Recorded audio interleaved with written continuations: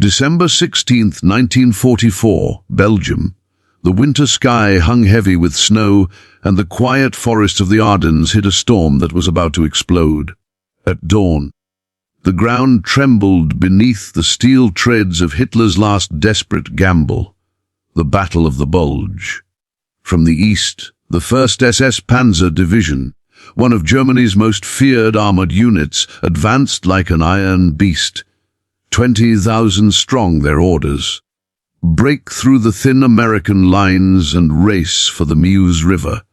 If they succeeded, they could split the Allied forces in two and change the course of the war.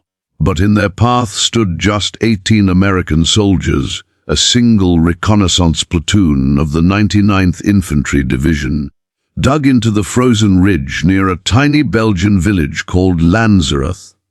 18 young men, barely out of training, faced an oncoming storm of tanks, artillery, and Waffen, SS paratroopers.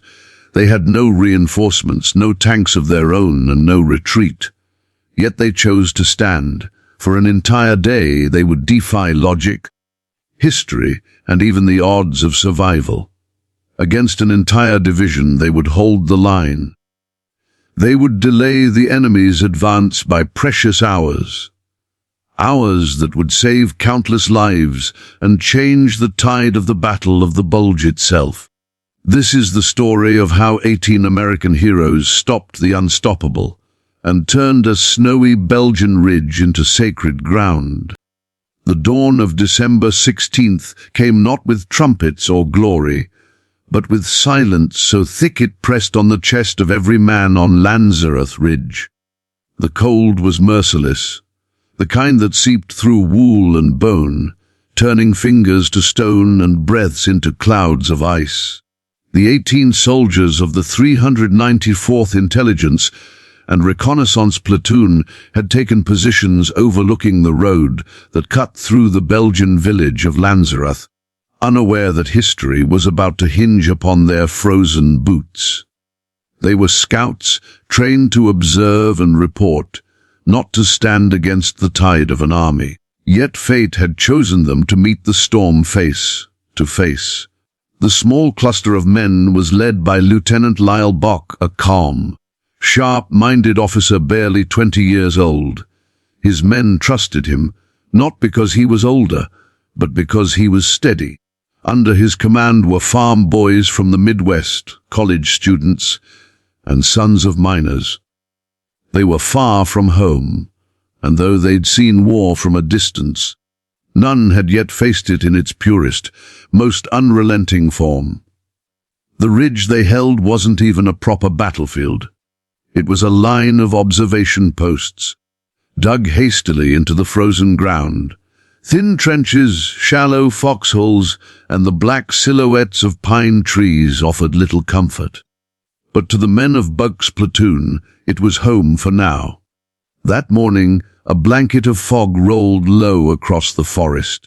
The sky above the Ardennes was a dull grey canvas, and snowflakes drifted lazily between branches heavy with frost. It was, at first glance, beautiful, hauntingly so. The kind of morning where war seemed a distant rumor. Somewhere to the east, however, deep in the woods beyond their sight, the earth began to tremble. It was faint at first, like the heartbeat of the forest itself, but growing, rhythmic, mechanical, inescapable. Buck lifted his binoculars. Through the fog, movement stirred. Black specks, dozens of them, slowly materialized among the trees. He thought, perhaps, they were local civilians or maybe a small German patrol. But then came the unmistakable rumble, the grind of engines, the synchronized march of boots, the harsh guttural commands in German. His stomach sank. This wasn't a patrol. It was an army. He called his men to readiness. Private Sam Jenkins, who'd been cleaning his rifle with stiff hands, dropped it in the snow. "What do you see, sir?" he asked. Buck didn't answer at first. He didn't want to believe what his eyes were telling him. But there was no mistaking it now. Through his lenses, a black column was advancing down the narrow road, snaking its way toward Lanzerath. Trucks, armored vehicles, infantry by the hundreds. They carried the insignia of the 1st SS Panzer Division, Leibstandarte Adolf Hitler, Germany's elite, their most feared. Every man on that ridge knew what that meant. The 1st S had a reputation, ruthless, disciplined, and utterly relentless. Wherever they went, the ground burned behind them. They had crushed resistance across Europe, and now they were coming straight through this sleepy Belgian village. And in their path stood just 18 men with light weapons and a handful of machine guns. Bock quickly assessed the situation. Their radios barely worked in the thick forest, and artillery support was non-existent. Reinforcements. None were coming. The bulk of the 99th Division believed the sector was quiet, that the war had moved east deeper into Germany. No one expected an attack here.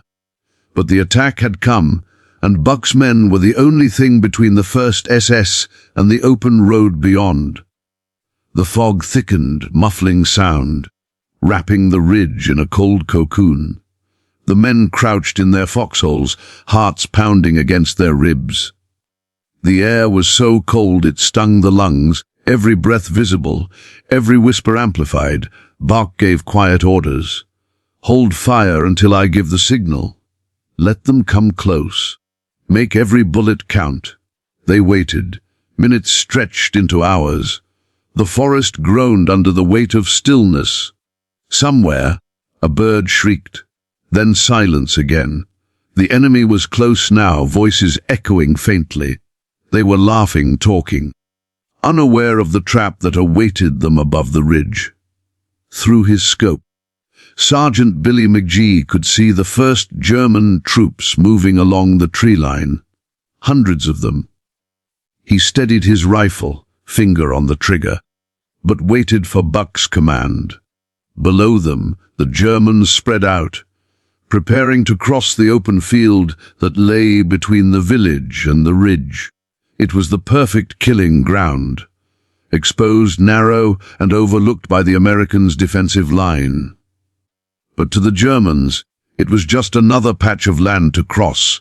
They had no idea that a handful of men lay waiting above, eyes sharp, hearts steady. In that frozen stillness, time seemed to hold its breath. Every man on the ridge knew what was about to happen. Some thought of home, of mothers and wives, of warm fires and familiar laughter. Others thought of duty, of the brothers beside them, of the promise they'd made to stand their ground no matter the cost. Then, from somewhere below, a shout broke the silence. Boots crunched against the snow. The first German squad stepped into the open. Bock raised his hand, watching them advance closer, closer, 50 yards, 30-20. He could see their faces now, their helmets dusted with frost, their rifles glinting faintly. His hand dropped. "Fire!" The ridge erupted. Machine guns thundered, rifles cracked, and the quiet Belgian forest exploded into chaos. The first wave of Germans fell instantly, caught in the crossfire. Screams echoed through the trees as snow burst upward from the impact of bullets. The men of the 394th fought with precision, disciplined, controlled, as though they'd rehearsed this moment 1,000 times. They moved between positions, firing in bursts, shifting targets, conserving ammunition. The Germans, taken completely by surprise, scattered for cover. Some dove behind fallen logs, others crawled into ditches, shouting commands lost in the din. But the Americans held their fire lines, their weapons cutting through the fog. Buck's voice rang out between volleys, steady, unshaken. "Keep your spacing! Watch your fields! Make them think we're a whole company!" And somehow it worked. From below, the Germans couldn't see how few there really were. The ridge seemed alive with gunfire, echoing from every direction. What the Germans didn't know was that the entire American force was smaller than one of their own platoons. As the first assault broke apart, the enemy regrouped in the woods, uncertain of what they faced. Their officers barked orders, more cautious this time. Artillery began to pound the ridge, throwing dirt and snow into the air. The ground shook, trees splintered, and the men of Buck's platoon huddled deeper into their trenches, holding fast. Hours passed like this, waves of attack followed by eerie silences. Each time the Germans charged, the Americans drove them back. Each time the fog lifted slightly, the bodies of the fallen dotted the snow below, grim reminders of the price of their defiance. By midday, the platoon had repelled 3 separate assaults. Ammunition was already running low, and the men's faces were smeared with mud, sweat, and frost. They were exhausted, hungry, and freezing, but alive. The adrenaline kept them sharp. Each man fought not for victory, but for the man beside him. In a moment of quiet between attacks, Buck crawled along the trench line, checking on his men. "You holding up?" he asked one of his corporals, who nodded with a grin despite a bleeding arm. "Yes, sir. Just another day in paradise." They both laughed. A short, breathless laugh, before Buck moved on. There was no time for fear, only for duty. Far below, the German officers were furious.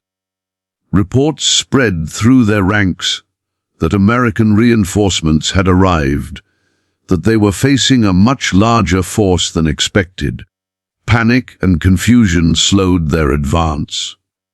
What should have been a swift breakthrough had turned into a nightmare of resistance. Every hour they spent fighting this invisible American line was an hour lost from their timetable. The ridge smoked and hissed as the cold air met the heat of battle. The snow was stained with dirt and blood. Trees were shattered, branches hung broken, and the once peaceful hillside had become a fortress of defiance. Through it all, the 18 men held their positions, firing until their barrels steamed and their ammunition belts ran thin. As night began to creep in, the fog returned, heavier now, thick like ash. The men could hear movement in the woods again. The Germans weren't done, but neither were they. The ridge, for all its cold and terror, had become something sacred. It was no longer about orders or strategy. It was about standing when standing seemed impossible. And so, as the darkness swallowed the forest and the final battle approached, the 18 soldiers of Lanzerath Ridge gripped their weapons tighter, whispering prayers into the cold air. They did not know if help would come. They did not know if they would see the morning. But they knew one thing with absolute certainty. The ridge would not fall easily. The first shots shattered the morning calm like glass. The white forest of the Ardennes, so still only minutes ago, now came alive with fire and thunder. German machine guns opened up from below, their sharp, staccato rhythm echoing off the frozen hills. Mortar shells whistled through the air, exploding in bursts of snow and soil. Smoke coiled between the trees, and the crisp winter air filled with the acrid scent of gunpowder. The Battle of Lanzerath Ridge had begun, and the 18 men holding that ridge were standing against a storm they were never meant to face. Lieutenant Lyle Boak shouted over the deafening chaos, his voice barely audible above the gunfire. "Hold your fire! Wait for them to come closer!" His men, crouched in narrow foxholes carved from the frozen ground, obeyed without hesitation. They had learned discipline, patience, the kind that separates survival from slaughter. The Germans were moving through the open field below, their black uniforms blending against the trees, their helmets glinting faintly in the pale winter light. Bock's men watched, silent, breath freezing against their scarves. Then, as the enemy drew near, Bock's hand dropped. The signal. Every rifle, every machine gun, every ounce of defiance came to life. The ridge exploded in flame. Muzzle flashes lit the trees, and German soldiers collapsed in heaps as the first bursts ripped through their ranks. The 18th Man platoon unleashed hell from above, their fire coordinated, relentless. The first wave of attackers faltered, confusion spreading like wildfire. They had not expected heavy resistance. Certainly not from a mere reconnaissance platoon. Below, German officers barked orders, rallying their men. Mortar fire intensified, shaking the ridge. Dirt and snow rained down on the Americans as they reloaded, repositioned, and fired again. "Keep your heads down!" Sergeant Billy McGee shouted as another explosion tore apart a nearby tree, showering them in splinters. But no one wavered. Each man knew that retreat meant death. Not just for themselves, but for every Allied unit behind them. They were the thin wall between the German advance and chaos. Through the smoke, Private Sam Jenkins could see shapes moving again. A new wave of Germans charging up the slope, bayonets fixed, yelling as they came. "They're coming again!" he cried out. Bock's response was simple, almost calm. Let them. The men waited until they were within range and opened fire once more. The Germans fell by the dozen, the snow beneath them turning from white to red. Still, they came driven by orders and fury. For every yard the Germans gained, they paid in blood. The Americans fought with a deadly rhythm, shoot, duck, reload, move. Their positions were well chosen, giving them clear fields of fire across the open ground.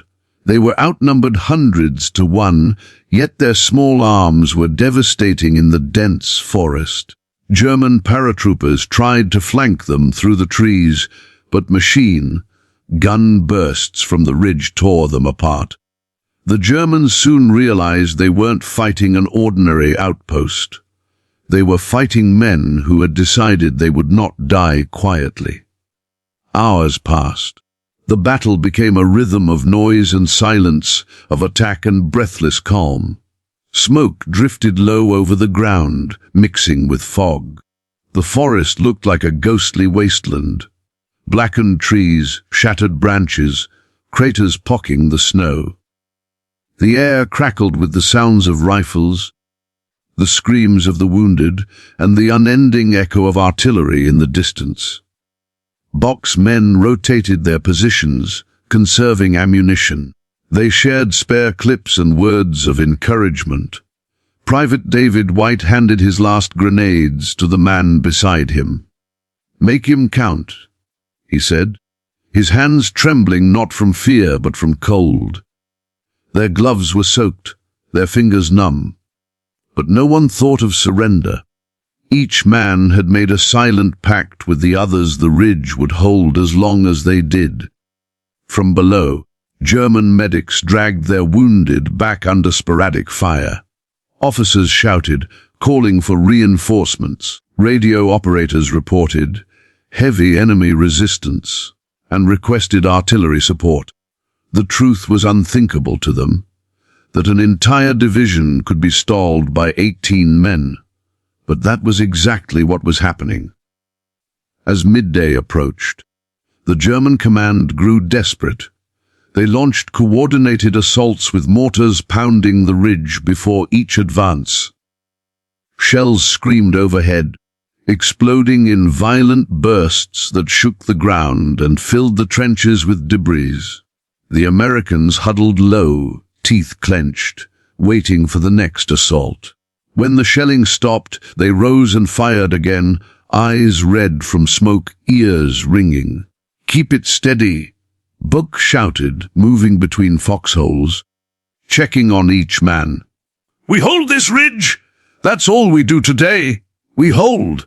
His words weren't shouted in heroism. They were said like truth, like fact, because in that moment the ridge had become their entire world. A German officer led another wave, his men fanning out in disciplined formation.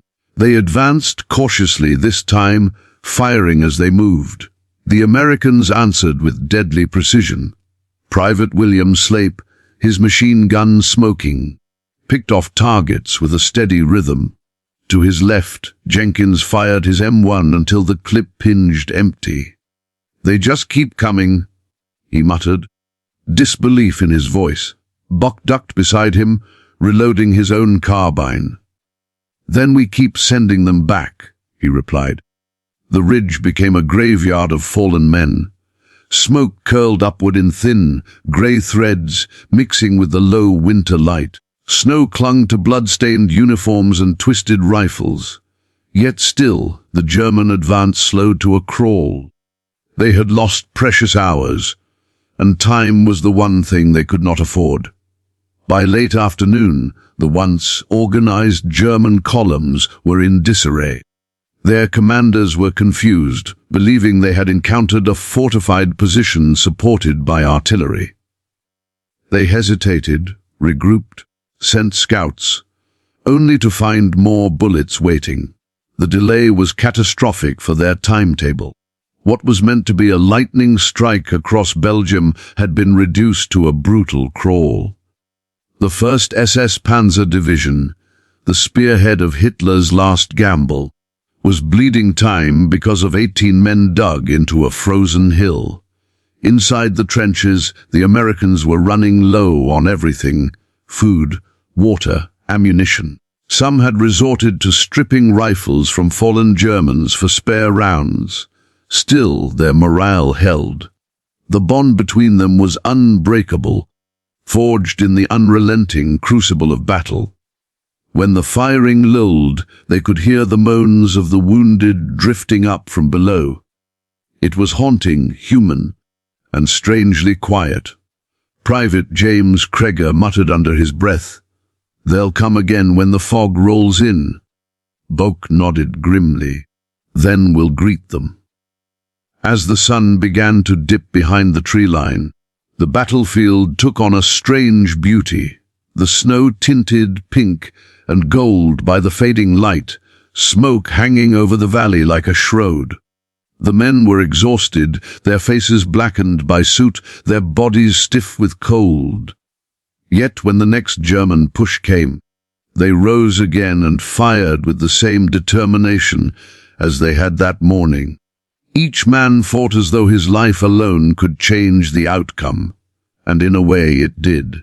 Every bullet, every second they held that ridge. Every heartbeat they brought delayed the German advance by another moment. They weren't just fighting for themselves now.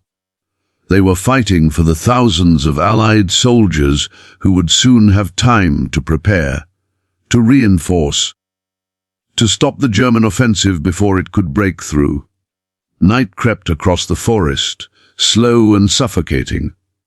The temperature dropped below freezing, and the men's breath came in visible plumes. They could barely feel their fingers, yet they reloaded and fired by instinct. Their machine guns were hot to the touch despite the cold, barrels glowing faintly red in the dark. The Germans launched one final assault before dusk, a massive push that sent dozens charging up the slope, shouting in fury. The Americans met them with everything they had left. Tracer rounds stitched red lines through the twilight, cutting down attackers before they reached the crest. Hand grenades exploded in sharp flashes, lighting up the fog like lightning. The air trembled with violence. When the smoke cleared, the ridge still belonged to Buck's platoon. The last echoes of battle faded into the night, replaced only by the whisper of wind through the trees. They had done what no one thought possible. They had stopped the 1st SS Panzer Division in its tracks. But the cost was heavy. Bodies lay motionless in the snow, both American and German. Bulge's men tended to the wounded, wrapping bandages with trembling hands, melting snow in their helmets for water. They spoke little, their voices low and weary. The adrenaline had faded, leaving only exhaustion and the cold. In the darkness, Buck sat against a tree, listening to the distant rumble of tanks far off in the woods. He knew they couldn't hold forever. They had no communication, no backup, and almost no ammunition. Yet he also knew they had already done enough to change everything. The ridge had become a bottleneck that disrupted an entire offensive. For every hour they held, more American reinforcements were taking up defensive positions behind them. Their stand, small and unseen by the world, had bought time that would ripple across the battlefield for days. Snow began to fall again, gently covering the scars of the day. The craters, the footprints, the bodies. The forest fell quiet, save for the occasional crack of ice underfoot, or the whisper of wind through shattered branches. The men huddled in their foxholes, weapons at their sides, watching the darkness. They were not heroes to themselves, not yet. They were simply soldiers doing what soldiers do, holding fast until they couldn't anymore. In that stillness, beneath a sky heavy with snow, the ridge stood as both grave and monument, a symbol of what courage looks like when the world collapses around it. 18 men, surrounded, outgunned, and unseen, had stood against an army and refused to yield. When the final shots of daylight faded into the blackness of the Ardennes night, the ridge lay quiet at last. The smoke drifted slowly through the forest, curling like ghosts between the pines. Snow began to fall again, soft, steady, as if nature was trying to bury the horror beneath a new white silence. For the men of Lieutenant Lyle Buck's platoon, it was the end of a day that felt like a lifetime. Their weapons were nearly empty, their bodies frozen, and their nerves stretched to breaking. But they were still alive. Against all odds they had held. In the foxholes that now felt more like graves than shelters, the men whispered to one another. Their breath rose in pale clouds. Somewhere down the slope, they could hear German voices. Calm now, organized again, their numbers unbroken despite the day's carnage. Buck knew what that meant. The 1st SS Panzer Division was regrouping. They would come again, not in waves of infantry this time, but in full force. Tanks, half-tracks, and artillery. The kind of assault that no 18 men could withstand. The lieutenant looked down the line, seeing movement in the dim glow of snow, reflected moonlight. His men were exhausted, eyes hollow, hands shaking. Sergeant McGee sat hunched over his machine gun, staring blankly at the slope below. Jenkins rubbed his frozen fingers, muttering prayers under his breath.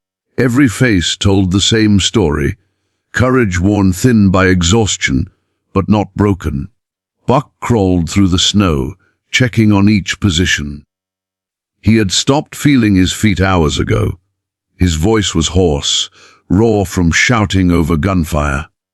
"We've done what we came to do," he whispered to McGee. "They're delayed. Maybe a day, maybe more. That's enough. We've done our job." McGee nodded slowly, the weight of that truth settling over them both.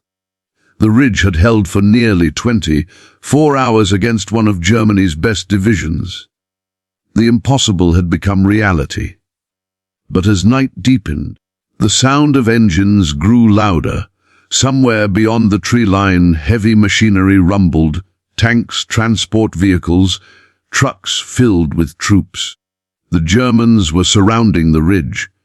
The Americans had no communication left, their radios were dead. No reinforcements were coming. The front had shifted, and they were alone. Still, they prepared to fight one more time. Ammunition was counted carefully, each bullet accounted for. each grenade weighed in trembling hands. Some men had less than a dozen rounds left, others had none. They scavenged from the dead where they could, their movements slow, deliberate. The snow was no longer clean, it was grey and red, packed down by boots and shell fire. At around midnight, the German attack began anew. Flares streaked through the sky, bathing the forest in a sickly green light. The shadows of advancing troops flickered across the snow. Bullets cracked through the branches overhead. The Americans returned fire, their muzzle flashes bright against the darkness. But it was clear now, the enemy was everywhere. For an hour, the ridge became chaos once more. The Germans pressed in from all sides, shouting orders, their numbers overwhelming. The Americans fought desperately, shifting from position to position, trying to maintain a line that no longer existed. The sound of tanks grew closer, the heavy grind of treads crushing ice and snow. When the first shells struck, the ground erupted, trees shattered, foxholes collapsed, men were thrown backward by the force. Bock shouted over the roar, calling for his men to fall back to the center of the ridge. "Pull in! Pull in!" he yelled, waving them in through the smoke. They scrambled through the drifts, half blind, half deaf, but still fighting. Every yard they gave up was marked by the echo of defiance. Short bursts of rifle fire, the last grenades hurled into the darkness. Then the machine guns jammed. The ammunition was gone. Their rifles clicked empty. There was nothing left to fight with. Silence fell again, punctuated only by the distant shouts of German soldiers closing in. Bock knew the truth. If they continued to resist, they would all die where they stood. He looked at the faces around him, boys turned into men in a single day.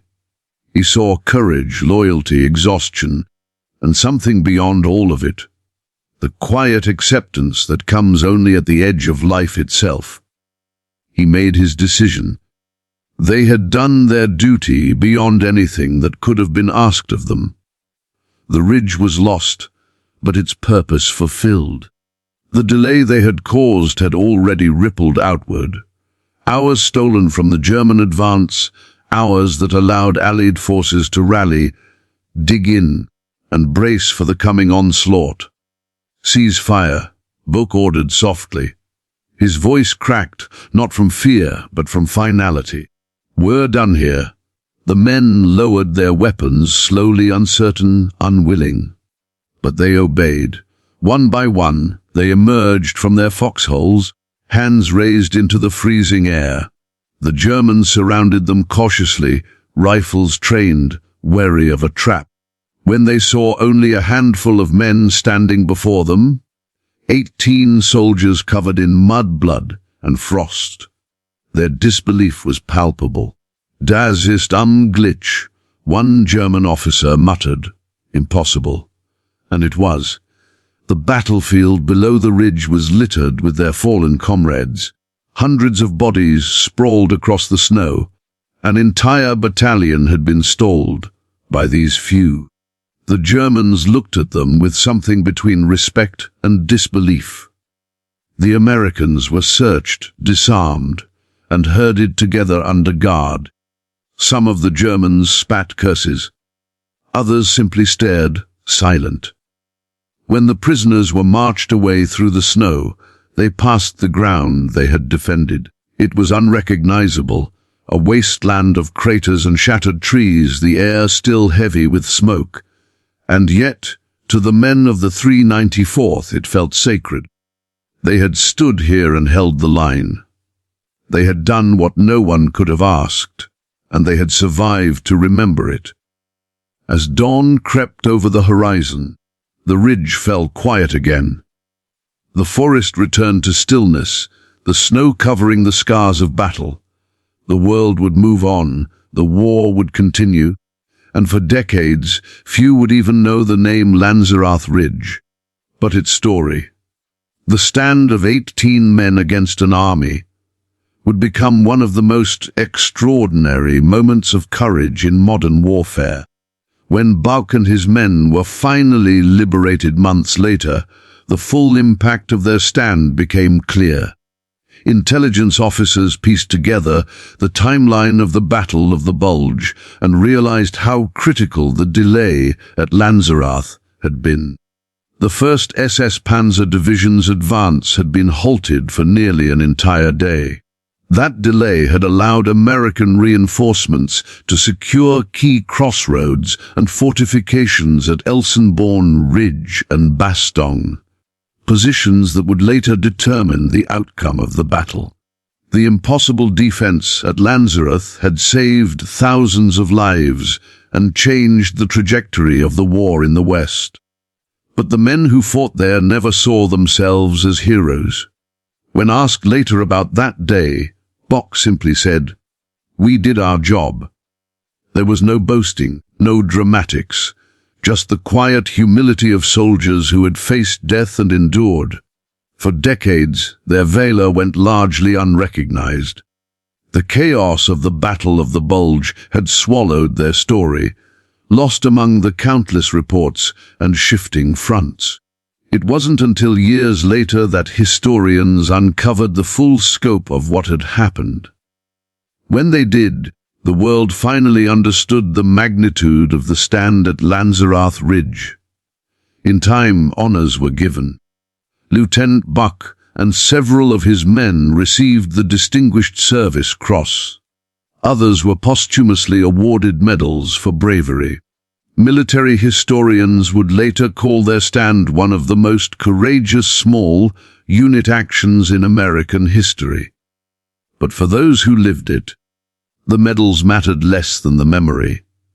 The faces of friends, the sound of gunfire, the frozen air that burned their lungs, and the feeling of standing shoulder to shoulder against the impossible. Even now, the ridge still stands, quiet and unassuming, covered in forest and snow. Tourists who visit the site often remark that it feels peaceful, as if the land itself has forgiven what happened there. Yet beneath that peace lies the echo of defiance, the spirit of 18 young Americans who, for one frozen day in December 1944, changed the course of history. The Battle of Lanzerath Ridge is not just a tale of war. It's a story of endurance, of brotherhood, and of courage that defies logic. It reminds us that history is often shaped not by great armies or generals, but by small groups of ordinary men who refuse to surrender when the world expects them to break. The ridge became more than just a battlefield. It became a symbol, a reminder that even in the darkest hours, when the enemy seems unstoppable, the human spirit can still hold the line. And so the legend endures. In the biting wind and the endless snow, in the rustle of trees that have grown back over the trenches, the ghosts of those 18 men still whisper their vow, "Hold fast." Because sometimes courage is not about victory. It's about refusing to yield, no matter the cost.